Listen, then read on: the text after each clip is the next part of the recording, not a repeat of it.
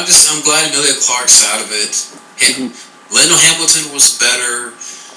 I mean, it's like I said before in the old video that Linda Hamilton could breathe on Amelia Clark and she would die. Yep. There's no comparison because we don't have stars like we were talking about last time. We don't have that anymore. We don't have strong women. Well, we have strong women, but we don't have the same strong women. Yeah, it's like used to. I would argue that maybe the last female action star I guess I could have bought would have been Jessica Biel had she gone a different route. You know, like if she would have went in another direction. Because like the first time you see her in Blade, that first scene, she's very believable. She's got the walk. She's got that action orientation down. Then it kind of dies out through the rest of the movie. But I would have liked to see her maybe be taken a little more seriously. Now we got like Scarlett Johansson. Everyone's going crazy about the fact that she's not Asian for Ghost in the Shell. Yeah, I mean, I heard something about that. I didn't read too much into it, but yeah. But like Max Landis, you know, I think he said it best when he said that, you know, I don't even know how I could begin to describe this like he did, but he was saying that you can't really get it. It's like layers and layers and layers over the movie industry that were the cause, or kind of the cause of and effect of what's happening today. Really philosophical, I can't say philosophical, but just a really big, he just gave this really crazy explanation. I don't remember what the video was called, but if you go up to My Knees channel on YouTube, it's one of the last ones, talking about Ghost in the Shell, and you know, all that stuff. Pretty much saying that like we should be happy we got what we got, because you know, in U.S. Hollywood right now, they're no longer doing the Asian action star or the African American female action star or any type of action star, unless it's, you know, strictly a mainstream actress. Yeah. So yeah, it's just a really good explanation on a really hard topic. Yeah, it's just, when it comes to the female action hero today, there's probably one or two in there that can, what's the word I'm looking for, they can take that mantle, so to speak. Yeah. But it doesn't help that 9 times out of 10, when you got horribly written female leads, yeah, and that happens way too much, and I think people excuse that in order to justify, hey, we got a female lead hero. You know, I need more than just a female lead hero. I need a female lead hero that I can buy, that I can believe her story, that I can invest in. Yeah. You know, like I can't invest in freaking, what's her name, Rey from Force Awakens, yeah, or The Force Awakens, because I know I've talked about this before, but she accomplished everything in the first movie. Mm-hmm. I mean, she already climbed that mountain, so what's the point? What's the point of her journey after this? Yeah, you know, first Jedi to unlock all her Force abilities from reading someone else's mind. Yeah, and she's all that powerful. Why even need Luke Skywalker? Exactly. Why are you searching for Luke Skywalker if you're all that powerful? Yeah. But I know it's kind of revisiting stuff I've said before. But, you know, with the Terminator thing, I'm done with Terminator. No more Terminator, please. Arnold, no more Terminator. Last one was an embarrassment. Emilia Clarke is an embarrassment. I'm sorry, Games of Thrones fans. I'm not watching your show. I don't care about Games of Thrones, and that the shit in the show that I've heard about, not watching. Fuck that show. And you know what else is? They had no reason to send her after Luke Skywalker anyway, because Kylo Ren was trained by Skywalker, and she just took all his Force abilities. You know what I mean? Like, why go looking for Luke Skywalker? bad. That's writing for you. That's the. Yeah. I just. But in other news, I don't know if you saw the trailer for it, but there's a documentary on Pet Cemetery coming. Oh. Looks interesting. I thought I would get a mention. Go watch the trailer, y'all, if you haven't seen it. I saw a Scream biography on the director of that, and she was really great. She's really for the female heroine, like she's like, she was even saying right there, she's like, with all the crap that we have today, where's our female taxi driver character? Where's our, like really deep, troubled, just women who aren't afraid to bear it all. Like, you go back and you look at Linda Hamilton, from the first Terminator to the second one. And she really gives it. She's flexing her muscles. She's doing the stunts. Like, she scowls. Like, her teeth are...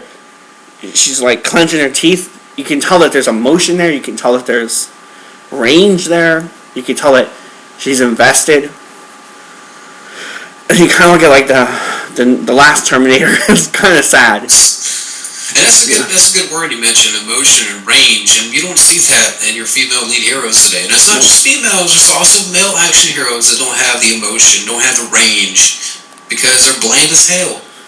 Henry Cavill? Henry Cavill? Yeah, definitely, Henry Cavill. No emotion. Yeah. Who else has no emotion? Channing Tatum? Well, I don't know. I'm not... that fighting movie was okay, but I don't remember it at all. Tobey Maguire has one emotion. That's crying. Yep. And dancing. Yes. Jazz hands. Jazz hands Maguire.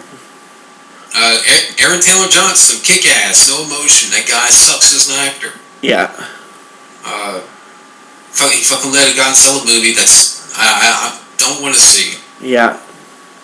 So there's plenty of male lead action guys, or I should call them action guys because they're not real action guys, but lead actors that have no emotion, that have no range. But what were you saying? I would blame a lot of that on CGI. You blame a lot on what? I'd blame a lot of that on CGI. Because you look at any of those older movies that have real explosions and real everything, and it's giving the actor something to work with and feed off of. And putting the actor in the element where they can really produce their best of works. And then nowadays, you get someone reacting to a fucking sock puppet, with a green screen behind it. There's no range there. Like Jurassic Park, for example. Those kids really look freaked out, and I bet you a big part of that is how menacing those animatronics were. Nowadays, you get people looking at fucking beanbags or fucking green tennis balls. Yeah, tennis balls, trying to be afraid, and they don't really help to harness the full potential of what the actor can give on screen.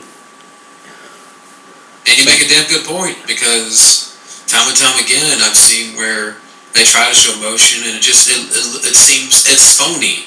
Yeah. It's one-dimensional. It's a desk. It's wooden. Yeah. It's a penny. Yeah, there's no, magic of things could go wrong anymore, you know what I mean? There's no... my styrofoam cup has more emotion than Henry Cavill. I bet it does. I don't care if we're going to get pissed, because I don't give a shit. Yeah. I really don't. Oh my goodness. Oh my goodness. My linoleum floor has more emotion than Henry Cavill. So... Just paint a big S on it. There you go. That's all you need. Paint a big S on it, make a video, put it on YouTube. You'll make millions. So you could probably say it is Henry Cavill. And they'll buy it. I know people are getting pissed. Bring it on. Bring it on. because he's not Superman. He's Sourpuss. That's what the S stands for. I saw this thing online the other day about which was the best Superman, and everybody was putting Henry Cavill, Christopher Reeve, and whatchamacallit? Brandon Routh? Like one person, I think, maybe one or two put Brandon, and the other one went to Dean Cain. A lot of people were going to Dean Cain, and I said Tom Welling, and nobody liked that at all. Dean Cain's a better Superman than Henry Cavill. Definitely.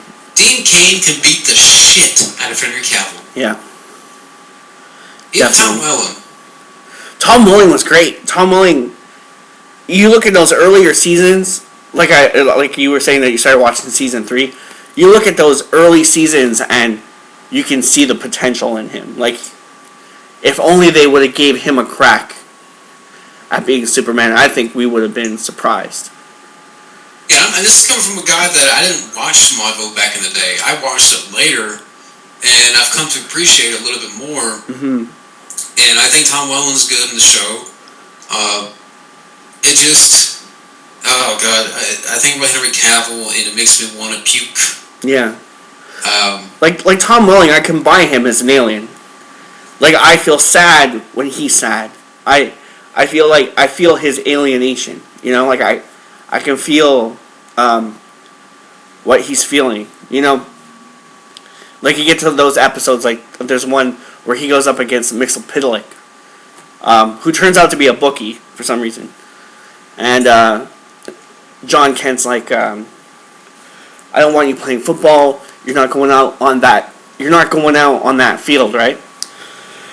And then Clark decides he's going to do it anyway because if he doesn't do it, Mixelpidlick's going to kill Chloe, right? So he goes out in the field, and then they got. I'm not sure why they picked the Green Day song for it, but they picked this really cool Green Day song, and he's suiting up, putting on his football gear, but he's doing it like Superman would put on his suit, and it's got like, instead of the S, it's got like a big 8, which is kind of cool because in the ship that has like that sideways infinity symbol. So he's like, it's almost like he's becoming Superman to go out and do this almost impossible thing that he ends up saving the day in less than a second. And they do all the bullet time and everything.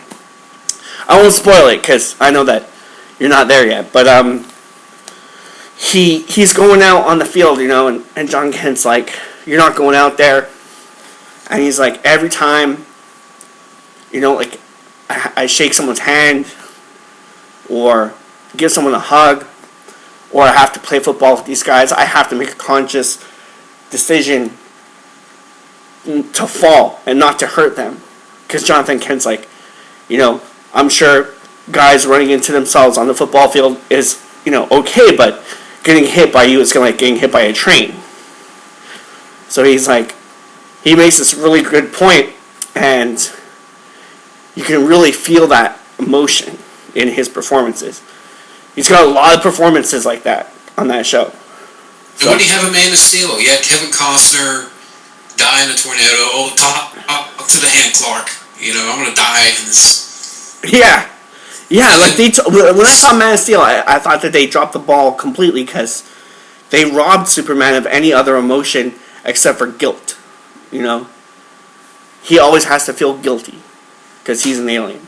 At least in Smallville, they had all these other emotions that a real person would have, and how to deal with them and not go to extremes on, you know, getting angry or getting sad or whatever the case may be, because you're a million times stronger than anyone else. So, do you think also, kind of a question here that's kind of come to mind, do you think that part of that too is society, and do you blame society in a way where we want to see heroes fall? Yeah, I can see that. Because, you know, heroes have always risen. So, or majority of them.